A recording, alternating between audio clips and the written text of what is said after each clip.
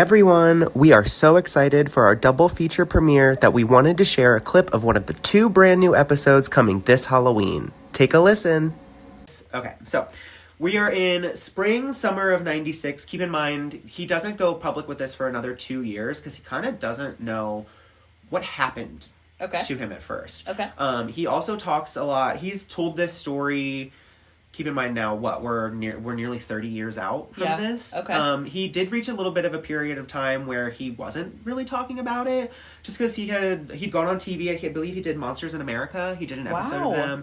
He speaks about how he didn't really how he had a bad experience with that show. I listened to a couple different podcasts because, like I said, he's not afraid of telling this story, and his story doesn't change, which is also really interesting. What was his bad experience? They dubbed it for they wanted him to say, they were prompting him with things, and they were saying oh, weren't there a string of disappearances in the area? Oh, weren't there a string of murders? And he even says at one point he was I was the local my beat was to cover the cops and what the policing in the area, what was going on, so crime was my specific thing. I would know if there was a string of murders going on in town, and that wasn't the case. So can you please stop asking me that, producer of Monsters in America? I'm gonna tell you what happened, and that's what happened. Yeah. Okay. So I think that's also kind of interesting that his story doesn't waver. His story stays the same. Yeah.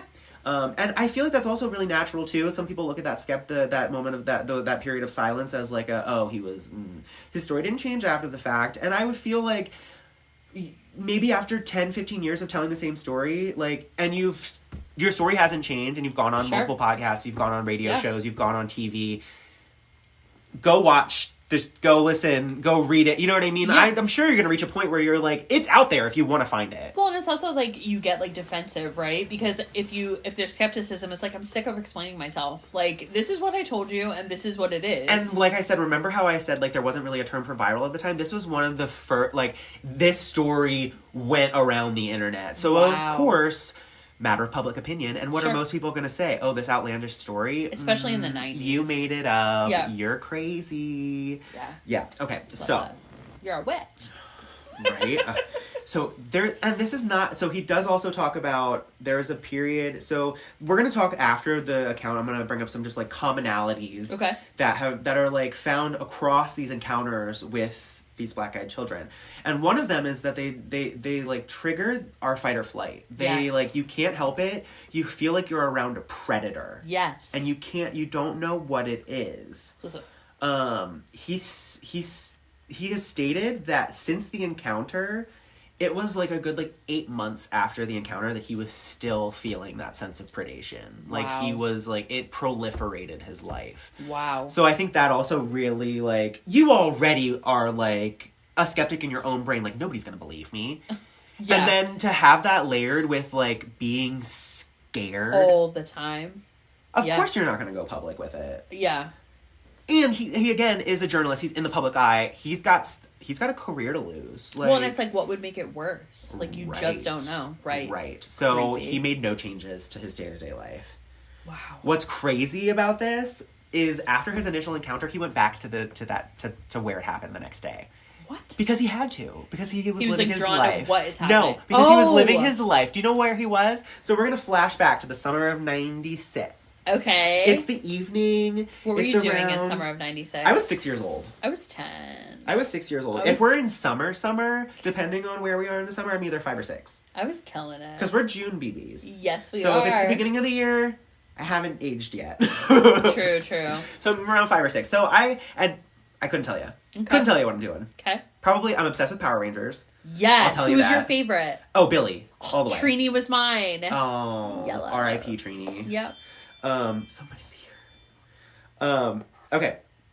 So it's the summer of 96. I want to say it's around 9:06. Do they say it down here? When he it's evening time. It's the sun has set. So it's nighttime. I was going to read the account, but I don't know if I want to because it's just kind of long and I pretty much know all that happens. Okay. So, he is going to pay his internet bill because this is the 90s. And so how are we paying bills? You're going to the store. We're writing a check, Yep. baby. We're taking it to the drop box. Because it's after closing time. We're taking it to the drop box. So he goes to the shopping plaza where his Camelot Internet, that was his internet service provider, his ISP. Okay. So he goes, and there's in the shopping complex, there's also a dollar theater. There's a movie theater. Okay. And it was a second run theater. So it wasn't even like first showings, not at that theater. This is like the Afters. After this quarter movies. Literally that. Got it. Okay. Literally that. Okay. Right? So it's like dark. I want to say it was like 9:06 that they say that this happened. It's like 9:00, right? And he's in his car, windows rolled up, and he gets into the parking lot to write the check. He doesn't have the check written out. He's going to write his check by the light of the marquee. Okay. So that's what he's doing. He's like writing out his check when he hears a knock at his door. And he turns, and there's two boys standing there. And there's an older boy, like looks like he's in his teens. My heart is already like... Oh, girl, wait.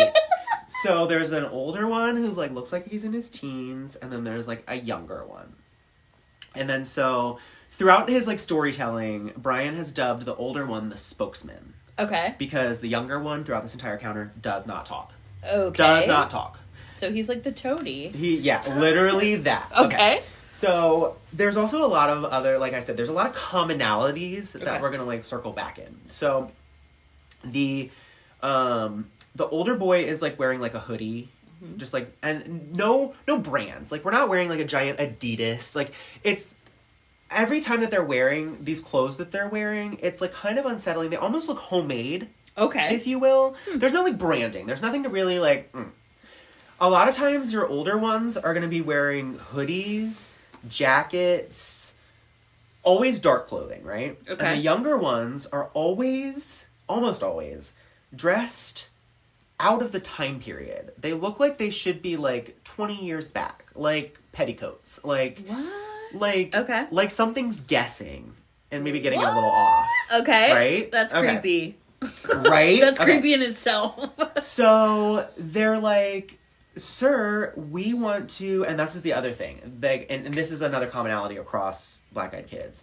They have this, like, strange maturity to them. You know, when you talk to a kid and they'll maybe, like, stumble over the words, or they'll, like, use a word incorrectly, or they'll use a word that, like, isn't even, like, relevant to that sentence. They maybe just heard it. Yes. And they're fidgety. They, like, they don't stand still and talk to you. Especially now. This older kid got the name, the name spokesman because of how eloquent he was, how calm and collected he was, how he didn't really move.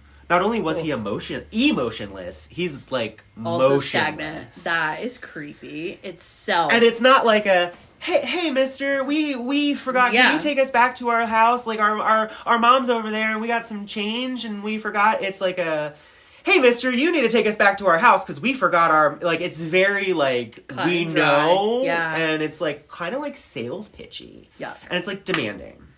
It's like, this is what you're gonna do for us, and this is what I need you to do for us. Okay. And so, in this, like, back and forth, and Brian's like, no, like, sorry, like, and he's like, so he's acting like a little bit of, like, prompting questions, because that's the first thing that they ask, is that they want to get into Brian's car to have him drive them back home because they forgot money and they wanted to see the Mortal Kombat showing. Okay. Right? So Brian being smart, he's a journalist, aware of our surroundings. It's late at night. What's the first thing that Brian does? He looks up at the marquee to see the showings. Like, smart. The last showing, like, again, let's say it's like 9:00 at night. The last showing of Mortal Kombat started at 8.